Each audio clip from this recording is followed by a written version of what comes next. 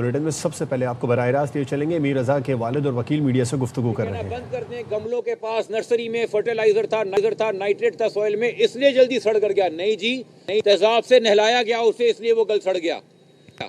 तीसरी चीज मैं क्यों कह रहा हूं, सफाक, तजर्बेकार, माहिर, कोई पुराना किसी एजेंसी का, पुलिस का, रेंजर का, मुझे नहीं पता, कोई पुराना एक्सपर्ट है टॉर्चर का, किसी गैंग का, यहाँ पे कमेटी और सेक्टर भी होते थे, पुराने बड़े गैंगस्टर्स कराची में घूमे। इन्होंने बकायदा एक ऐसी दवाई जो मसल को के लिए एनेस्थीसिया दिया जाता है कि अगर मसल में लग जाए और आपको मार पड़े तो आपको दर्द महसूस नहीं होगा, वो लोकल एनेस्थीसिया इन्होंने डायरेक्टली वेन में, ब्लड में इंजेक्ट किया, जिसके बाद आप हिलने के काबिल तो नहीं रहते कि आप शोर मचा सकें या आप रिस्क कर सकें, मगर दर्द आपको सारा होता है, दर्द आपको सारा होता है। और चूंकि अब ये बॉडी की डीकंपोजिशन चेहरे से नहीं देखी जा रही, बाकी बॉडी से देखी जा रही है, तो जो मरने के उसके औकात थे कि कितना बजे, 3 बजे दोपहर को पोस्टमार्टम हुआ है, तो कितनी देर पहले मरा है, तो पहले कहा जा रहा था शायद 36 घंटे पहले हम बात हुई है, यानी कि वही टाइम लाया जा रहा था कि 28 की सुबह जब आखिरी बार कैमरे में नजर आया तो इंतकाल कर गया। अब रिपोर्ट कह रही है कि उसकी बॉडी का पूरा मायना करने के बाद इसके इंतकाल को जब दोपहर 3 बजे हो रहा था पोस्टमार्टम, सिर्फ 20 से 22 घंटे गुजरे थे। शाम 5 से 7 बजे तक 28 तारीख को रजा जिंदा था, हयात था। 4:38 पे सुबह को जब वो आखिरी बार नजर आया है और शायद वहां से गायब हुआ है, तो जिन्होंने उसको अगवा किया 12 घंटे उनकी कैद में था, 12 घंटे उस पर टॉर्चर हुआ है। इस तरीके का टॉर्चर के वो हिल ना सके, इस तरीके का टॉर्चर के वो बोल ना सके, मगर महसूस सब कर सके। और अब हमें खदशा है कि जो उसके जिस्म के अंदर मवाद मिला है, कहीं वो भी तेजाब ना हो, कहीं उसको इतना बेजरर करने के बाद जबरदस्ती ये तेजाब भी ना पिलाया गया हो। क्योंकि शायद सिर्फ ये पैगाम नहीं देना रजा के इतराफ में किसी को, शायद और लोगों को भी पैगाम देना। और रजा भी जो इतना डरा हुआ था, जो आप पैगाम कह रहे हैं कि सुबह तक 3 करोड़ दे दो वरना मैं सूरज नहीं देखूंगा, शायद रजा को भी किसी ऐसी बॉडी की तस्वीर उन लोगों ने दिखाई हो कि तुझसे पहले भी हमने कराची का या किसी और शहर का नौजवान मारा है और उसका भी कातिल आज तक नहीं मिला। हमें क्या पता ये कितना ताकतवर और पुराने लोग हैं जो ये काम कर रहे हैं। और उसके ऊपर देखिए आप हाल कि ये बॉडी मिलती है, इसको इन हालात के होने के बावजूद जिस तरीके से पिछली इन्वेस्टिगेशन टीम ने सुसाइड दिखाया और आपको मिसगाइड किया, वो चीजें जी एक तरफ। आपको मजीद कुछ चीजें बतानी है लड़के के, नौजवान के, शहीद के। और आज से प्लीज अब ये 2 चीजें ना कहिए, मजलूम शहीद है रजा, ना उसे कोई डिप्रेस कहे, ना कोई बेचारों मददगार कहे, और कोई मिनिस्टर हिम्मत ना करे अब मेडिकल के ऊपर सवाल उठाने की, वरना इस्तीफा दे करने से पहले, वरना अब हम इस्तीफा मांगेंगे। हमें नहीं चाहिए किसी भी किस्म की पोस्टमार्टम का दिफा। हर लिहाज से साबित हुआ है कि क्या हुआ है। सोयम के दिन एक ब्लाइंड मर्डर है, कोई आई विटनेस नहीं है, सब यही कह रहे हैं, कोई आई विटनेस नहीं है, ब्लाइंड मर्डर है, मोबाइल से सब डिलीट हो चुका है, घर पे बाकी सारी चीजें छोड़ के गया है, कुछ अता पता नहीं मिल रहा। एक वाहिद अपना डिजिटल फुटप्रिंट छोड़ गया जो मोबाइल से कनेक्टेड है, जो उसकी स्मार्ट वॉच है, कि शायद इससे कोई पता लग जाए। कितनी अहम चीज होगी। तो पहले जरा पुरानी इन्वेस्टिगेशन के लोगों के नाम और रैंक सुन लें। एसएसपी समीउल्लाह सुमरो, ये हमारी स्पेशल इन्वेस्टिगेशन यूनिट, CIA के एसएसपी हैं भाई, इनसे बड़ा कौन इन्वेस्टिगेटिंग ऑफिसर होगा। दूसरे हमारे ईस्ट के एसएसपी हैं जुबैर नजीर शेख, तीसरे हमारे एसपी हैं उस्मान सद्दो सही साहब। तो जरा देखिए, सोयम के दिन आके वो स्मार्ट वॉच खानदान से ली गई। आज नई तफ्तीशी अफसर के एसएसपी अली रजा ने खानदान के सामने एसएसपी समीउल्लाह सुमरो को फोन किया कि जी कुछ पासवर्ड वगैरह बहन के पास हैं, हमें ये घड़ी दे दें, हम यहाँ NCCA फॉरेंसिक साइंस लैब आए हैं, इनको देंगे, ये खोलेंगे बहन के साथ बैठ के ताकि प्रॉपर काम थोड़ा हो जाए। तो और चूंकि कहा NCCI ने, हम ऐसे तो कोई प्रॉपर्टी सीज जो हुई भी रिसीव नहीं करेंगे, हमें चाहिए कि जी सील की थी आईओ ने, अब हम ले रहे हैं। तो समीउल्लाह सुमरो बोलते परेशान ना हो, वो तो अनऑफिशियली रखी है, उसका मेमो ही नहीं बना। 8 दिन से SSP SIU अपनी जेब में स्मार्ट वॉच, कत्ल का सबसे अहम एविडेंस लेके घूम रहे हैं, और उसमें से चीजें निकाल के आप मीडिया को दे रहे हैं। और क्या आप मीडिया ने नशर नहीं की? तो 10 दिन में आपने बेड़ा गर्क कर दिया मेन एविडेंस का, उसको मैनिपुलेट करने के लिए, उसमें लॉस आने के लिए, उसमें करप्शन करने के लिए। ये क्रिमिनल कंडक्ट है या सिर्फ लापरवाही है समीउल्लाह सुमरो की, या किसी को बचाने के लिए किया गया?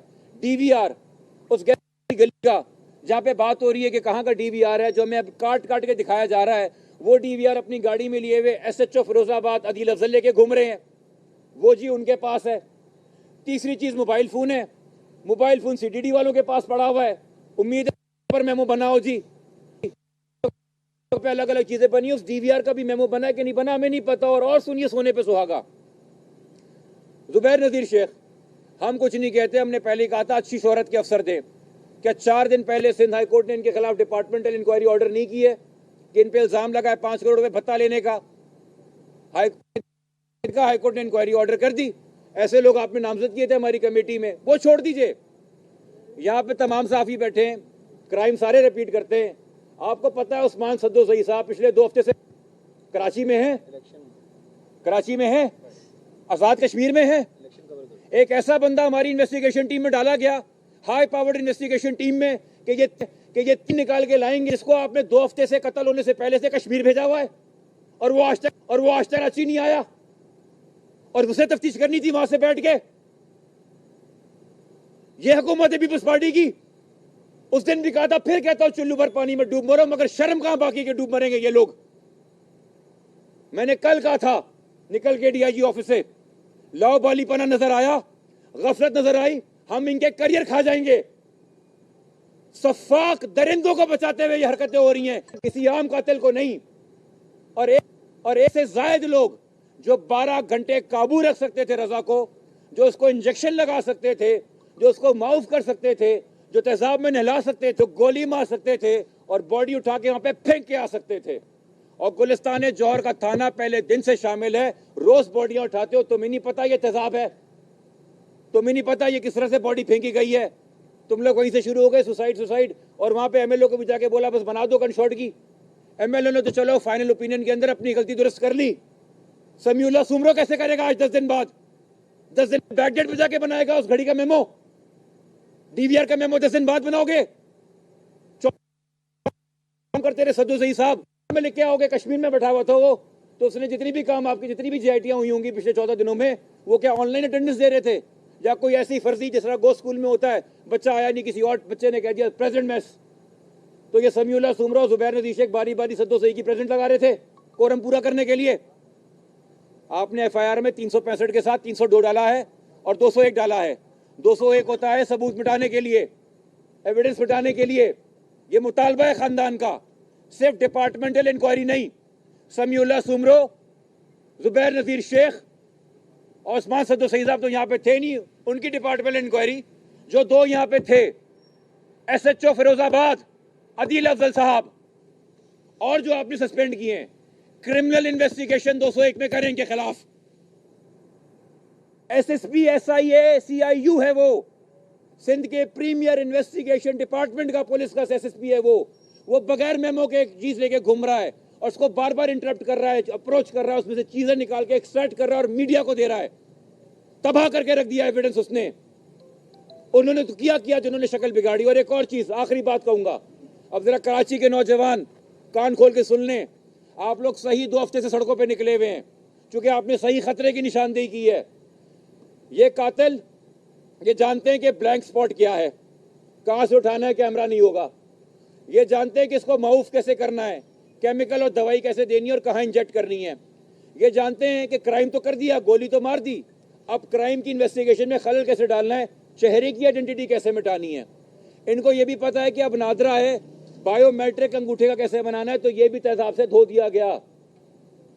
उसके बाद अब हम ये सोचें कि ये अपने मोबाइल फोन से एप्स को डिलीट कर रहा था, या मैं ये मान के चलूं कि इसका फोन हैक हुआ था, मैं ये मान के चलूं कि इसको क्रिप्टो में नुकसान हुआ था, या मैं ये मान के चलूं कि इसके क्रिप्टो के अकाउंट खाली करवाए गए, ताकि जब बाद में खोले पहली अफवाहों के नुकसान हुआ था। तो अगर आप क्रिप्टो के अंदर 0 एसटीडी पा रहे हैं तो माइनस में, नुकसान में, आपको क्या पता कि किसी ने निकाले हों, जब ऐसे सफाक कातिल बैठे हैं। तो खुदा के वास्ते मजाक ना कीजिए। और इन्वेस्टिगेशन टीम आई, कल हम उनके साथ मिले, आज हम उनके साथ स्पॉट पे गए। हम जहाँ स्पॉट पे गए वहाँ पे गेस्ट हाउस के साथ वाटर बोर्ड की बड़ी ज़मीन है, वहाँ पे जी बड़ी बड़ी टैंकियाँ होती हैं। वाटर बोर्ड का तारुफ क्या है मुझे दोहराने की ज़रूरत नहीं है, कैसे कैसे लोग अपॉइंट होते रहे 90 की दहाई से लेकर आज तक, और इन टैंकियों के अंदर किसी की गूंज सुनाई नहीं देती, कितनी गहरी वो हैं। उसी वाटर बोर्ड की ज़मीन पे एक जगह वालिद साहब ने निशानदेही की कि ये 5-6 बोतलें पड़ी हैं और वाकई में उन बोतलों में नमक का तेजाब आता है जो स्लो बर्निंग होता है, कि ये एक साइड कोने के अंदर पड़ी हैं, हम ही नहीं पता कितनी पुरानी है, हम ही नहीं पता इनमें एसिड है या ब्लीच है। हमने एसएसपी साहब को बता दिया, एसएसपी साहब ने कहा क्राइम सीन यूनिट आएगा, इनको सीज करेगा, वो अब आपको बताएंगे सीज किया कि नहीं किया। वहाँ मीडिया के नौजवान भी खड़े हुए थे, यंग साहब भी खड़े थे, उनके सामने हमने पॉइंट किया, तस्वीर ली कि सर ये चीज़ देख लीजिए यहाँ पे क्या है। दूसरी चीज़, हम अभी भी इंतज़ार कर रहे हैं, मैंने मैसेज भी किया, मैंने कम्युनिकेट भी किया है, ये तीनों मेन मुद्दई और लवाहिकीन बैठे हैं, इनका बयान रिकॉर्ड कर लीजिए, इनका बयान रिकॉर्ड कर लीजिए, इनका 161 का बयान रिकॉर्ड कर लीजिए। मैं एजिटेट नहीं कर रहा मौजूदा इन्वेस्टिगेशन टीम को, मैं पुश नहीं कर रहा, मैं सिर्फ ये कह रहा हूं और आपको बावर करा रहा हूं कि जनाब आपको जो इन्वेस्टिगेशन मिली है वो इतनी बिगड़ी हुई मिली है कि अब आपको ज़रा देर नहीं करनी इसको संभालने में। शायद आपको भी आइडिया नहीं था, आज शायद करंट मौजूदा टीम भी सुन के उनका रिएक्शन, उनका हक्के पक्के रह गए जब उनको पता चला कि ये अनऑफिशियली स्मार्ट वॉच पड़ी हुई है समीउल्लाह सुमरो के पास, और अब वो सोच रहे थे कि हम कैसे 10 दिन बाद का मेमो बनाएं। तो इसलिए मैं उनको कह रहा हूं कि प्लीज इमरजेंसी फुटिंग के ऊपर, वॉर फुटिंग के ऊपर ये करना कर दे। और सिंध हुकूमत से कहूंगा, खुदा के वास्ते मेरी प्रेस कॉन्फ्रेंस के ऊपर गुस्सा करने पे टाइम कम लगाएं और अपनी टीम को एम्पावर करने में और फेयर इन्वेस्टिगेशन करने पे ज़्यादा लगाएं। और अगर हिम्मत और हौसला है तो आके अपने मातहत अफसरों को जिन्होंने सही काम किया है उनको क्रिटिसाइज करने के बजाय उनके नाम लो जो इस कत्ल के पीछे है आके, अगर वाकई हिम्मत हौसला है और मिनिस्टर है आप किसी चीज़ के। तो अब जो बाकी बात है, वालिद साहब भी आज मौजूद थे जी। ये जो जिस जगह से डेड बॉडी मिली वो बकौल आपके कि वो स्पॉट नहीं है, क्राइम स्पॉट नहीं, तो पोल कहाँ से मिला? 10 दिन बाद। सर अभी अच्छा पीछे आपको एक बात पता है, इस यहाँ पे रुक जाऊं, आपको एक बात पता है कि उस जगह पे खड़े होकर पुलिस ने भी 30 बोर का एक फायर मारा था साउंड टेस्ट करने के लिए। खोल उसका तो नहीं है, फायर पुलिस ने मारा पे। 8-10 दिन बाद ये खोल लेके आ रहे हो एक जगह को जलाने के बाद। जलाया क्यों जाता है? सिर्फ झाड़ियां काटने के लिए? सारी ब्लेडें आती हैं घास काटने के लिए, जलाते डीएनए मिटाने के लिए। क्राइम सीन जाया किया आपने, तबाह किया। नेक्स्ट क्वेश्चन मेरा आपसे ये है कि क्या पीछे कौन सी ऐसी कुव्वतें थी कि जो डेड बॉडी से लेकर वो कंप्रोमाइज किया गया, क्राइम सीन पोस्टमार्टम कंप्रोमाइज किया गया, तफ्तीश कंप्रोमाइज की गई और अपनी नौकरियों पर दांव पे लगवाया? आप सिंध की तारीख नहीं जानते, मुझे नहीं पता कौन कुव्वत है यहाँ पे। तो हमारी सितम जरीफी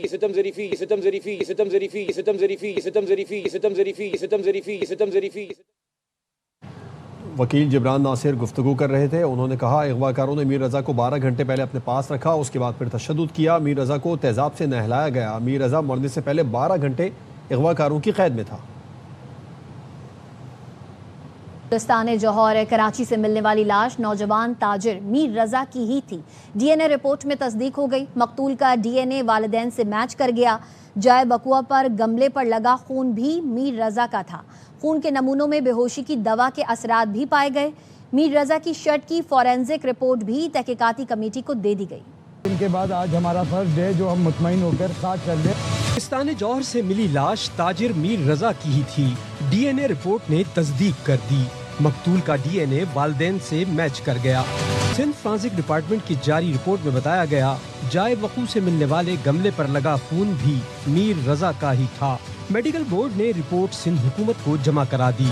मीर रजा की शर्ट के फॉरेंसिक तज्जिये में शर्ट से तेजाब मिला। मकतूल के खून में बेहोश करने वाली दवा भी पाई गई। मीर रजा केस की तहकीकात करने वाली टीम ने लाश मिलने के मुकाम का दौरा किया। लाश की निशानदही करने वाले नर्सरी मुलाजिम से भी सवालात पूछे, माली से मालूमात ली। तहकीकाती टीम ने जाए वकू की तस्वीरें ली। मीर रजा के वालिदैन भी पुलिस के साथ थे। इन्वेस्टिगेशन स्टार्ट हुई है, यही चीज़ 11 दिन में हो जाती, हम किसी और स्टेज पे खड़े होते। 13 दिन के बाद आज हमारा फर्स्ट डे जो हम मुतमईन होकर साथ चल रहे हैं, उनसे वो हमारी सब सुन रहे हैं। पुलिस ने मशकूक गेस्ट हाउस और अतराफ के सीसीटीवी कैमरों का भी मुशाहिदा किया। मीर रज़ा अली को लगी गोली किस पिस्तौल से चली पता नहीं चल सका है। हाई प्रोफाइल केस की तहकीकात में सिंध पुलिस की रवायती सुस्ती का मुजाहरा। क्राइम सीन से 5 रोज बाद मिलने वाले खौल का अब तक फॉरेंसिक न कराया जा सका। मीर रज़ा ने दुकान से तो पिस्तौल उठाया, वो सिक्योरिटी गार्ड का था। पुलिस को खौल का फॉरेंसिक रिकॉर्ड हेडक्वार्टर्स में मौजूद रिकॉर्ड से मैच करना था ताकि ये पता चल सके कि गोली किस बंदूक से फायर हुई। पुलिस ने अब तक रिकॉर्ड मैच नहीं कराया। मज़ीद खबरें इस ब्रेक के बाद। हमारे साथ रहिए।